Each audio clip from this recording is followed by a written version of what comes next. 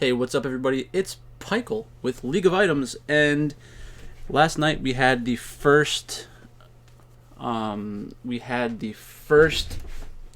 slate of the season.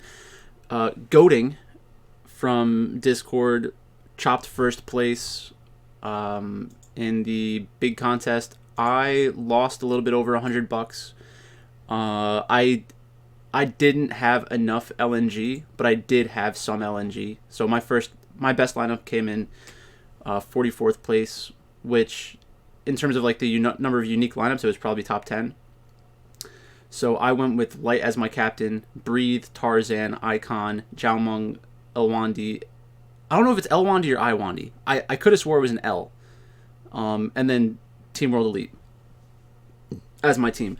So the difference between my team and first place was the secondary stack. So Rascal had a very good first game. He had 10 kills in that game, which is interesting because somebody on stream asked me, if you were going to play a top captain lineup, what kind of which top laners would you consider? And I said I would consider the Shy, Morgan, and there was one more. The Shy, Morgan, and Kana. But Rascal had the best night, so that's pretty interesting. So I was just a secondary stack off from chopping first place, which would have been $3,000, a little bit less if I chopped as well. Let's see who else chopped for first. Pick'em Genius is the guy from Awesomeo. Jay Prelezzo is the guy from what's it called? FTN. Goading is EJ Carney from our Discord server. And then No Tom. They are also sometimes like in what's it called? The Discord server or the streams. Oh, he's on in the YouTube comments a decent amount. That's where it's from. So congrats to everybody that won last night. I was right there with you. EJ Carney, aka Goading, he was in solo second. So he was telling me that if Light had one less kill, I think he would have come in solo first. But I don't know how it would have impacted all the other lineups. But it's possible. And that's why you build multiple lineups. So let's take a look at this lineup that had a chance of coming in solo first. So basically, you just take the lineup that he had that came in first place and you swap the 80 carries. This is a good way to... It's an okay way to create a unique lineup. But either way, it's a good way to build a lineup. Because if you have 280 carries in winning teams from the two best stacks of the night and you just swap them from 80 carry to the captain spot, you'll give yourself a chance at first place and you'll give yourself a chance at being different. It doesn't mean that you know which one will be different, but one of those lineups will probably be lower owned than the other one.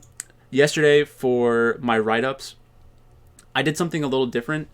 I tried to focus on like questions about how the underdogs can win, and I think I'll probably do that more moving forward, because I shouldn't need to explain to you why the favorite is the favorite. If it's a surprising favorite, obviously every matchup is different. I'll speak to the different matchups in different ways.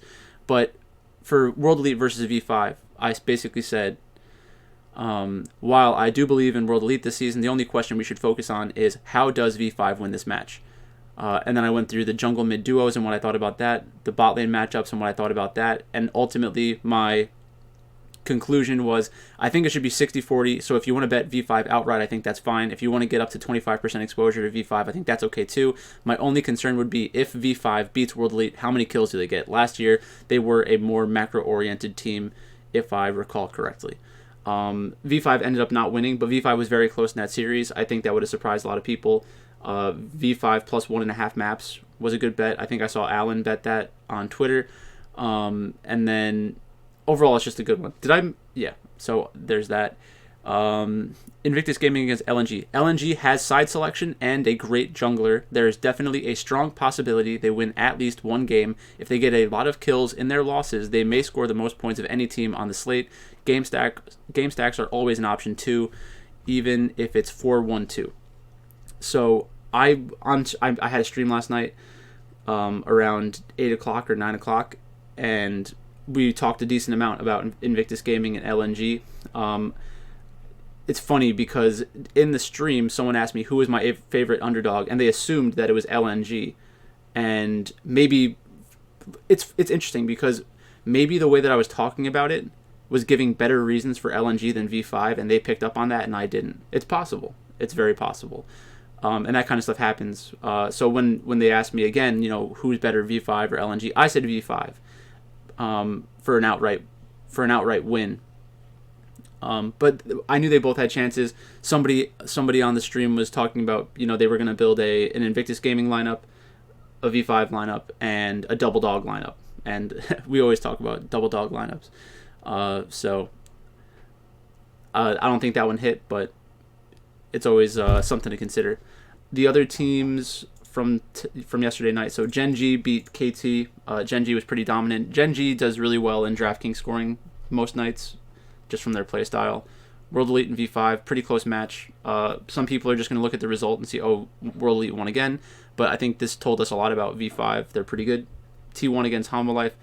T1's roster is going to be a mystery for most of the season.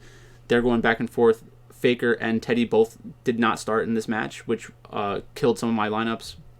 They didn't. I don't think they really had a chance anyways, but it's going to be tough to trust T1. There's always a chance of them swapping people out or whatever, so it's going to be super annoying. And then LNG beat Invictus Gaming. LNG made a comeback in the second game, and Tarzan is good. Tarzan did enough to keep the game close, and Icon did a good job. Light did a good job. So in the middle of the game, you would have seen that Icon had 6 kills, 3 deaths, and 3 assists, and one of the announcers was frustrated with Icon for not being in the correct positions because that's why they kind of gave up their lead. But the fact that Icon could build that lead in the mid game, in the early and mid game, is very good for like their future prospects. I don't know if a lot of teams are going to give LNG the same kill upside they have in this match, but Icon and Tarzan are good. Light can clean up if given the opportunity, which a lot of AD carries can, but they can as well. So I think overall there are some good takeaways. It's too early in the season for gigantic overreactions. It's always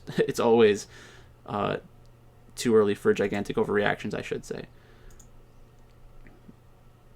So let's go into the predictions. So I had World Elite and Invictus Gaming. I'm going to be wrong on that one. Start editing.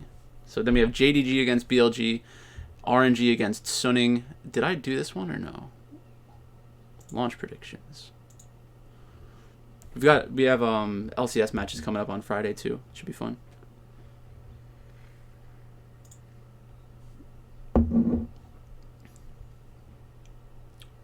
Okay. It says I didn't get this, but I think anybody who watches me would have known I would have picked both of those. So let's go to the betting odds for... Let's go for Korea first. And then we'll do China. And this isn't going to be a very in-depth video. I might have a stream later tonight. I don't know. I work full-time. I don't know what I'm going to feel like later on. But, okay, Nongshim Red Force against Live Sandbox. So this is Peanuts' team. I like them a lot. I think they have good upside. Sandbox is they used to be the Fighting Yamato Cannons, so I probably have a negative opinion of them because of that. Let's go into the rosters. So Rich against Summit. Rich and Summit are both good players. The one thing I would say about Rich in this matchup that you should look out for is the possibility of playing Aatrox. Aatrox is Rich's best champion, and Aatrox is good in this meta. Peanut against Kroko. They're both good junglers. On Fleek is also an okay jungler, but Kroko is the one that's been playing, I think. In the what's it called? Nest 2020 or whatever. At one point I said anybody who says they understand Kroko is a crock of shit. But they've had some okay performances, and that's all fine and good. If people are positive about Kroko today, I'll just be super negative, and I'll say, Peanut should dominate this matchup, because I know what Peanut is. Peanut is the perfect kind of jungler for this meta. Also good at other carry jungle metas, but very good in this meta, in my opinion. Bay against Fate, pretty even. I don't have great opinions about either one of these mid laners. I think if you're only taking it based off of what we've seen from them, I think Fate probably has a slight advantage. Deokdam against Root, they're basically the same. And then Kellen and Effort, they're basically the same.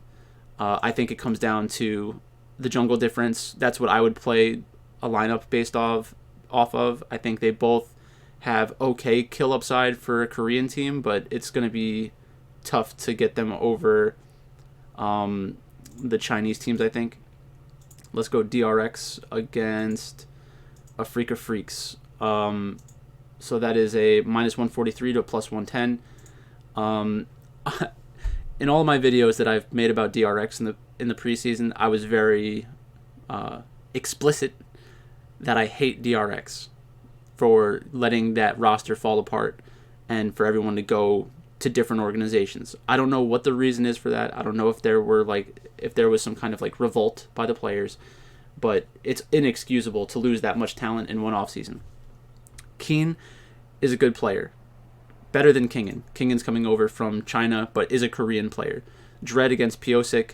I like Piosik more than I like Dread. Piosik is the only player from DRX that I have a high opinion of. Dread is okay. Piosik is better than Dread, though, in my opinion. Keene against Solka. I don't know if they're going to play Keen and Keene. That'd be kind of annoying, kind of a troll job. Solka, I think, is supposed to be a strong rookie player, but I have to see it before I can play it. And then Bang and Lehens against Bao and Becca. I think a Freak of Freaks have the advantage there. So I think that when we watch Bang and Lehens play, it might be a little boring, it might be a little slow, but it'll be winning. I think that's kind of where that's going to be. If I stream tonight, I will be doing more research on the DRX players and their champion pools, and that might switch up my opinion. But for now, those are my thoughts. Yeah.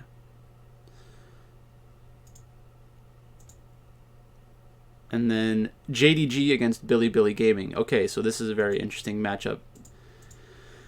JDG -323, Billy Gaming +241.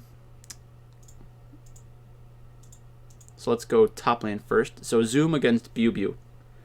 Zoom is the better player. Bew is okay. Bew was on V5 last year and had a pretty good season, but I think a lot of that could be explained away as results. Like they were winning a surprising amount.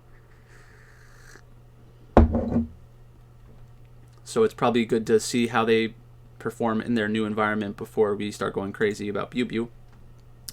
Kanavi against Meteor. Kanavi is the better player. Meteor is pretty good though, so I'd watch out for that. Xie against Zika. So Xie, a lot of people are saying Xie had a bad match in their last match. I disagree. I think that Xie was put in a tough spot against Rookie. Victor is an okay champion. Victor is way too popular for what it actually offers you. So if you remember from that matchup, Xie was getting shoved under tower, and then the Nidalee was invading a Graves, and then Twisted Fate was pushing in onto the Victor, and then Twisted Fate would ultimate to the top lane, force the top laner force Zoom off of the tower, and then they would either take tower plates, they would take a tower, they would threaten kills, they would get 1 or 2 kills, and it was a pretty generic game plan, but a lot of the times the generic game plan is good enough. So that's just my way of saying JDG wasn't as bad as they looked. JDG isn't as bad as they looked against Invictus Gaming. All it's going to take is a better draft, and you're going to see them be able to play to their potential. So, with that being said, the other side of this is Zika. I love Zika. I think Zika is better than Xie and better than Yagao. So I do prefer BLG right here. In the bot lane, let's just do them together. So it's Loken and Lu Mao against Aiming and Mark. I think Aiming is just as good, if not better, than Loken. I think that Lu Mao and Mark, I think Lu Mao is a better player. So it's probably 50-50 for these bot lanes. I think that JDG has an advantage in the jungle, top lane, bot lane, and BLG has an advantage in mid lane. And that's important. That's significant. I think that if they run out Xie again and they pick bad champions again, we could be looking at a spot where they lose another series and then everybody's calling for Xie's head. Or they may already make the switch if the coaches don't have a backbone. So that's basically it. I think there is going to be pretty good kill upside in this match, but JDG a lot of the times wasn't the highest scoring team in the LPL, and BLG wasn't either. But now with Zika and Aiming, I think they're going to be able to... They could contest more objectives. They could try to fight more objectives. The question is, do they need to? Like, they might have the mentality of, we are really good at team fighting in the late game. If we just get to that point, even if we're down a couple thousand gold, we'll give ourselves a chance to win the match. That could be their mentality. I don't know what their plan is going into this, but I don't think that's the craziest thing. And let's go to RNG against Suning. So Bin against Xiaohu. Xiaohu looked pretty good in the top lane in their first match. People were overreacting to the game that they lost, I think. They lost one game, I'm pretty sure, in that series. Who they play against? RNG. Okay, RNG against TT. There was one game in that 2-0 where Xiaohu didn't have a good kill score, but it's kind of irrelevant. The play that I can think of specifically is Xiaohu walking towards a bush in the top lane to clear a ward. Someone was waiting in the bush for them, and the Talia came and ganked him as well, so he died. And the casters were like, oh, that's the top lane inexperience showing up. Every single player that plays League of Legends has walked towards bushes they shouldn't walk towards for the past 10 years. It has nothing to do with what lane you're playing. If Xiaohu was playing a split pusher and walked towards that bush, Xiaohu was going to die. So it doesn't matter if you're a mid laner or a top laner or a jungler or a support or an AD carry. If you are walking around looking for wards in bushes, then you run the risk of dying. And the reason I'm saying it like that is because it could happen to anyone. And it does happen to most players. It is somewhat careless, but at the same time, did Xiaohu really have a reason to think that the Talia was top lane? That's really the question you have to ask yourself. And you don't want Xiaohu to be afraid of doing stuff. Like, he had a good Camille game, I think, right? So I wouldn't focus on that at all. This one was on Gragas, I think, which was an interesting choice. I don't think I would have put Xiaohu on Gragas, but maybe that's just what they're comfortable on for now. But Bin is a better top laner than Xiaohu either way, for what that's worth. This will be a great test for Xiaohu, so pay close attention to this matchup tomorrow morning. I was going to say tonight. SFM against Wei or Xiaolongbao. I think that they're very similar. I prefer SFM. I think that SFM is just a very good player. So I do prefer Sunning there. Angel against Cryan. I am not the biggest Angel fan in the world, so I'm probably going to say this is slightly Angel favored or even. There may be some people out there with a high opinion of Cryan, and if that's the case, then they're going to be a little surprisingly highly owned. And the thing is, with these 4-game slates, a lot of people are going to run underdog plus favorite from both of the Chinese matches and just get a bunch of combinations of those. Totally reasonable. It requires a much larger bankroll than most people are willing to play. Bot lane. Gala and Ming against Huanfeng and An. I think that Suning